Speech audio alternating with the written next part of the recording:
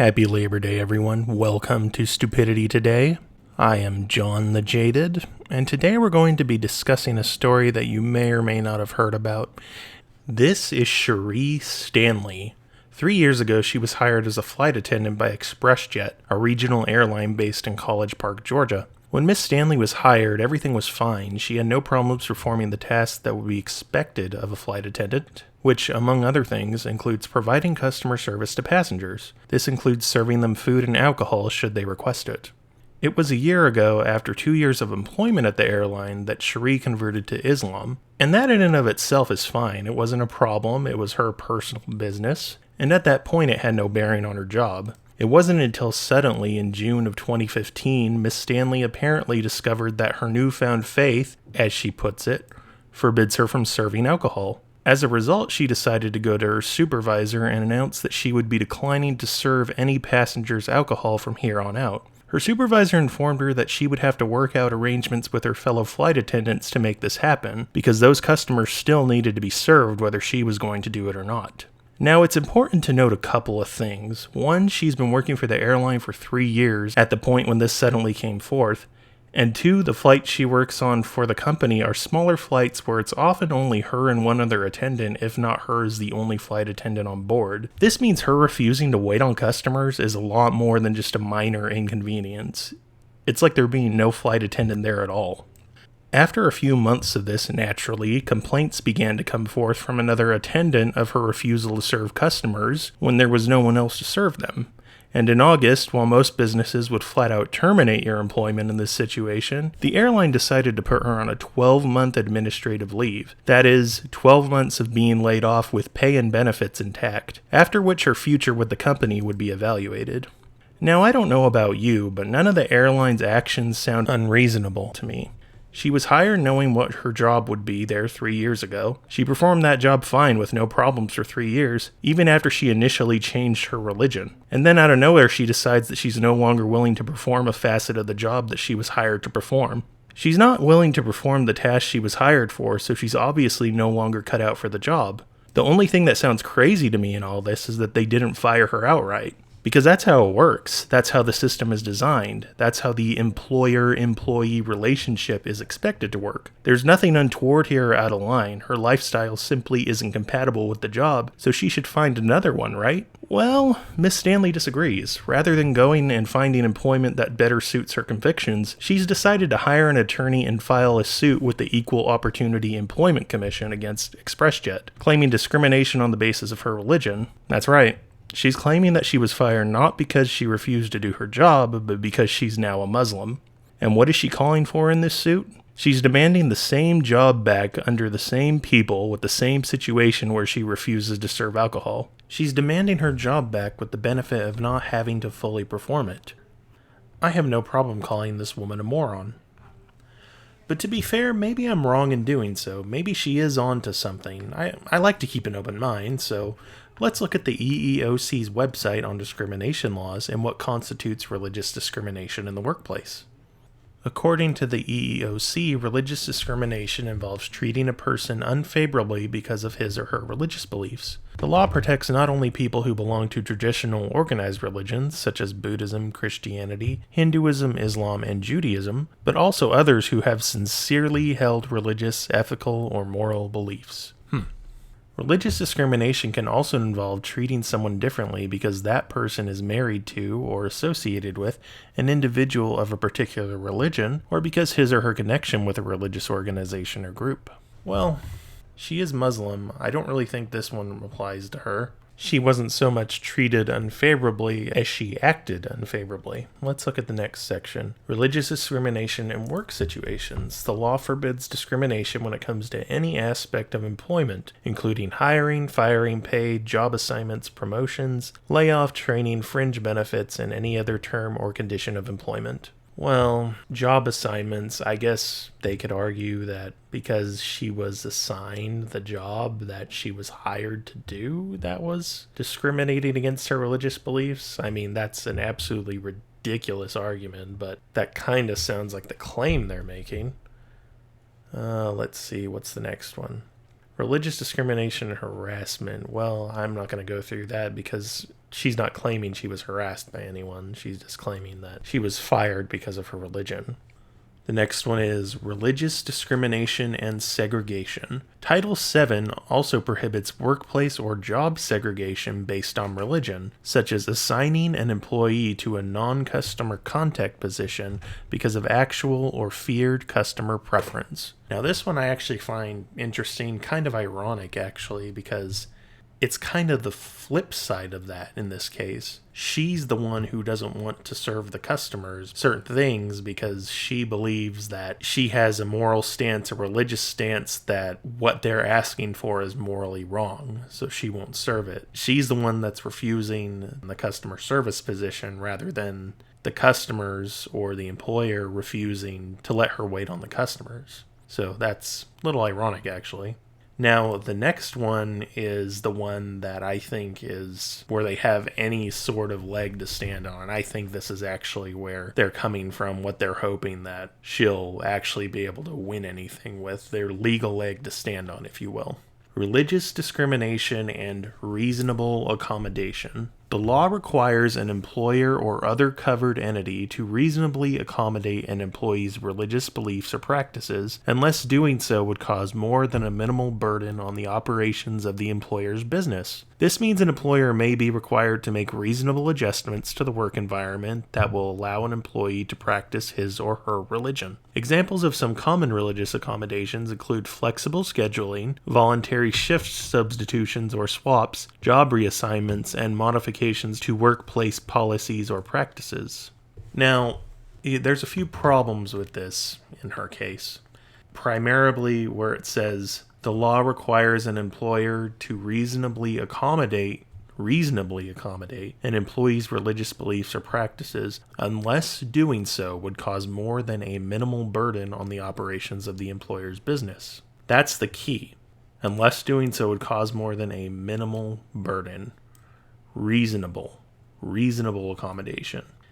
I don't really think the accommodation was reasonable in this case. I mean, that's a big part of your job is serving people alcohol on a flight. And you're either one of two attendants, if not the only attendant on board. I mean, what do you want to do? Do you want the captain to stop flying the plane to come back and just so he has to serve people drinks, just because you don't want to do it, just because you think you've suddenly decided that you're morally against it, that your religious beliefs conflict with you doing that part of the job?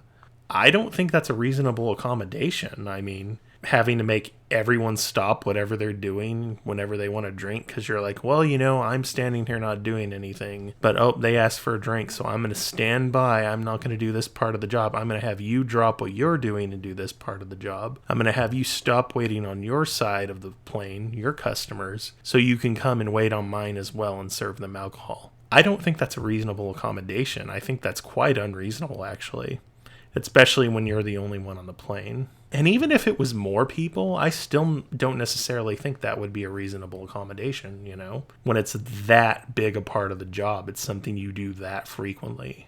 And that brings us to the next part, religious discrimination and reasonable accommodation and undue hardship. An employer does not have to accommodate an employee's religious beliefs or practices if doing so would cause undue hardship to the employer. An accommodation may cause undue hardship if it is costly, compromises workplace safety, decreases workplace efficiency, infringes on the rights of other employees, or requires other employees to do more than their share of potentially hazardous or burdensome work. Now, to me, that should be the death knell in this lady's suit. I mean, it says flat out, an employer does not have to accommodate an employee's religious beliefs or practices if doing so would cause undue hardship. And let's go through. An accommodation may cause undue hardship if it is costly. Well, I don't know if it'd be costly, but I mean, I'm sure it is somewhere down the line. Compromises workplace safety. Well, again, I don't know if that compromises safety. You could say that that is actually a big part of their job. Flight attendants is to ensure the safety of the passengers. And if you have one less flight attendant doing their job, I mean, it does technically, in a roundabout way, it does decrease safety, or at least has an impact on it. Let's see, decreases workplace efficiency. Now this, it definitely does.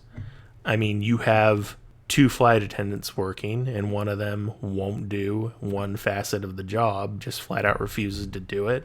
And then you have to have the customers wait so that the other flight attendant can do both their jobs.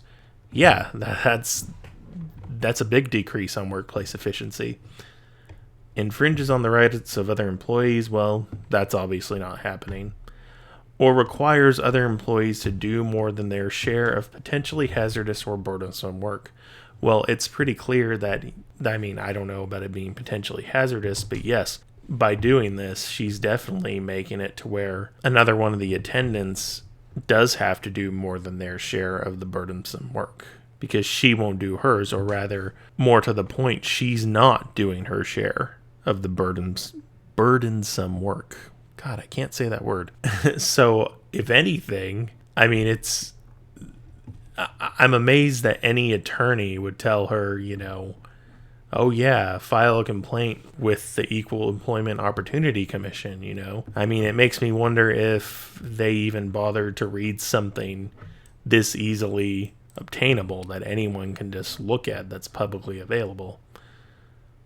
Now, with all that said, I want to play you a clip from a news report that I saw that inspired me to make this video. It's an exchange between Sharice Stanley's attorney and a CNN news anchor. He asked her one particular question, and how she reacts to it I find very telling. She basically... well, just watch. Would your client be willing to accept, say, some other job with the airline, but not necessarily as a flight attendant? So what happened here is that Miss Stanley, upon learning that she, under Islam, the new faith that she accepted, that she cannot serve alcohol, she brought this to the attention of her supervisor. She requested that her faith be accommodated. She did not make any suggestions as to the type of accommodation that would be granted, and her supervisor suggested that she work this arrangement out with other flight attendants prior to each takeoff. Now, this incident that's at discussion right now, another flight attendant accommodated that request. She worked with her. She agreed to provide alcohol whenever another customer asked for it. And there wasn't an issue that came up even that day. That wasn't my question. Let me go back to what my question was, which was, would she be willing to accept some other position with the airline that doesn't include serving alcohol on the airplane? What we're asking for is that her employment be reinstated and her reasonable accommodation be reinstated as well. Her request is not asking for much.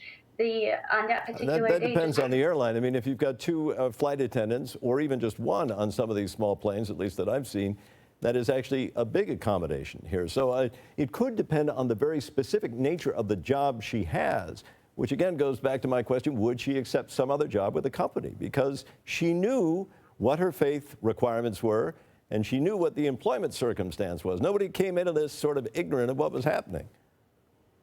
Well, the point here is that our society places upon employers an obligation to accommodate the religious beliefs of its employees.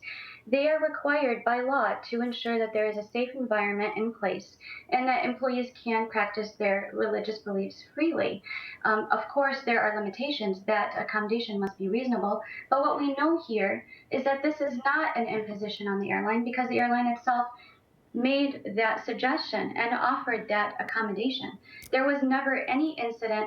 Now, the airline would have to demonstrate to the courts that there has been some change of circumstances that made this accommodation no longer reasonable. I understand, and I respect the argument that you make when it comes to the conditions that should be allowed for a person's faith. But what my question for the third time is, would she accept some other job with the airline other than being a flight attendant? She's not required by the law to do that. The law puts the obligation upon the employer to accommodate her religious beliefs, so it's not her obligation to a reasonable extent. It is not a mandatory requirement. It's to a reasonable extent, and it seems that they have tried to work something out. I'm not sure. Exactly. I'm trying to get from your client whether she is willing to compromise. What she wants is that her rights under the law be accommodated. In this situation, the law requires that the employer accommodate her beliefs, and she's not required to search for another job in order to have her beliefs accommodated. So let me get this all straightened out. A woman who works at a job for 3 years, knows exactly what her job entails and has been doing it for that span of time, decides one day that there are duties the job requires that she no longer wishes to fulfill, and doesn't quit for some reason. So as a result of refusing to fulfill those duties, she gets suspended with pay and benefits, during which time she files legal action against the employer with the intent to get back her job under the exact same conditions, with the exact same refusals to do the job that she was suspended over, effectively having her cake and eating it too. And if offered another position while maintaining her employment that wouldn't require her to do what she claims goes against her beliefs, a swift rejection of that offer is put forth in favor of continuing the legal battle.